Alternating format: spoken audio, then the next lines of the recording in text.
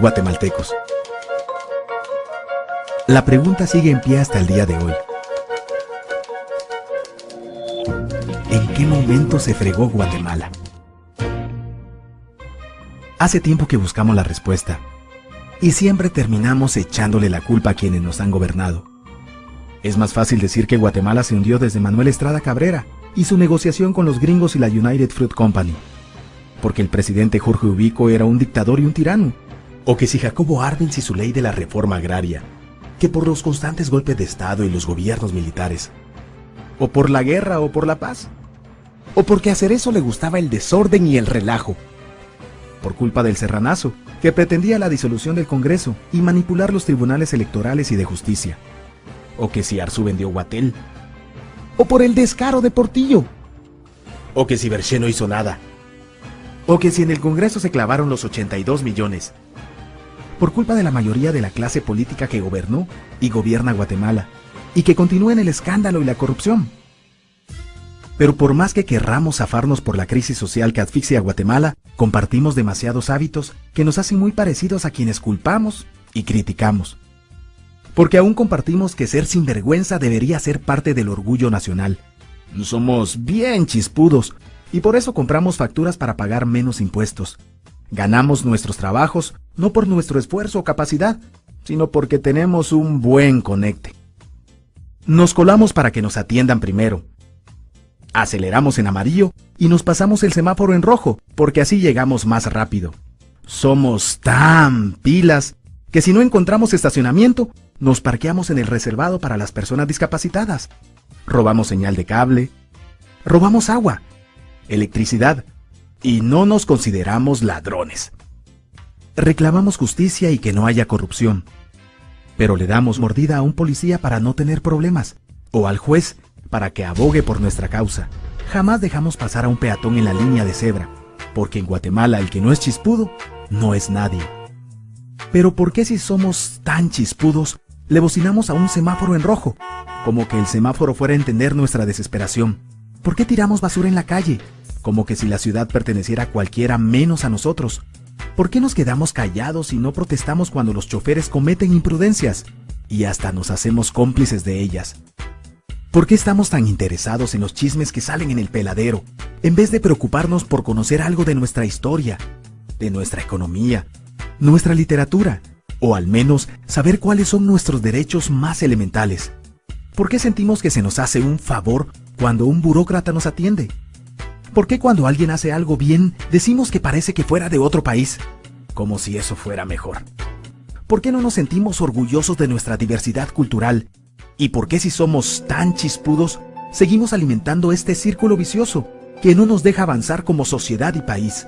Es cierto que nuestros niveles educativos dan pena, y si queremos llegar a ser un país con posibilidades de desarrollo, se tiene que invertir en escuelas y capacitar a los maestros. Pero ¿de qué nos servirá una buena educación fuera de casa, cuando ni siquiera nos hacemos responsables de nuestros propios hijos? Cuando dentro de nuestras casas los educamos dándoles el peor ejemplo. Es cierto que se necesitan medidas urgentes para frenar la ola de violencia y delincuencia que azota al país, pero ¿de qué nos servirá pacificar las calles, cuando en nuestros hogares la violencia física y psicológica parece haberse institucionalizado? Es cierto que se necesita mejorar nuestro sistema judicial, pero ¿de qué servirá lograrlo cuando la mayoría de nosotros sigue avalando la ley del más fuerte, del más rico, del más vivo? Es cierto que para reducir los conflictos sociales se requiere del diálogo, pero ¿de qué nos servirá ese diálogo si seguimos pensando que dialogar es imponer nuestras ideas y no escuchar al que piensa diferente que nosotros? Es cierto que necesitamos que todos tengamos las mismas oportunidades, pero ¿de qué nos servirán proyectos y programas de igualdad y justicia si hasta el día de hoy añoramos ser quienes no somos y nos avergonzamos de nuestras mismas diferencias? O lo que es peor, nos sentimos superiores por estas diferencias. Es cierto, es mucho más fácil echarle la culpa de absolutamente todo a nuestros gobernantes, pero la realidad es que Guatemala se hunde en exacta proporción a esa viveza que alimentamos todos día tras día. a esa horrenda y famosa comparación que se nos hace con la cultura chapina de la olla de cangrejos. Si somos nosotros la materia prima con la que se hace este país, y si no corregimos nuestros hábitos, nuestras costumbres, si nuestra materia prima sigue adulterada, cualquier producto que hagamos saldrá también adulterado. Y por más logros que obtengamos en nuestra economía, en nuestros deportes, en las artes, en nuestra cocina, por más orgullosos que nos sintamos de nuestros representantes, de nuestra historia, de nuestras maravillas o de nuestra creatividad, si no cambiamos estos hábitos, seguiremos preguntándonos en qué momento se fregó Guatemala. Yo ya estoy harto de esa pregunta. Estoy harto de ver cómo un país con tantas posibilidades y oportunidades, con tantas riquezas naturales y con tanta historia, tenga que seguir viviendo en el subdesarrollo, solo porque no nos creemos capaces de vivir de otra manera. Estoy harto de que nuestras desgracias continúen siendo un buen negocio. Harto de que hablar mal de nosotros mismos se haya convertido en una rutina diaria. Harto de que la unión hace la fuerza sea solo una frasecita trillada que no podamos aplicarla a nuestra vida. Aunque te cueste creerlo, todos dependemos de todos. Pero depende de que vos y yo empecemos a trabajar en ello de una vez por todas. Porque la transformación de nuestro país hacia una nación desarrollada ya no está solo del lado de los políticos o de los poderosos, tampoco de los milagros.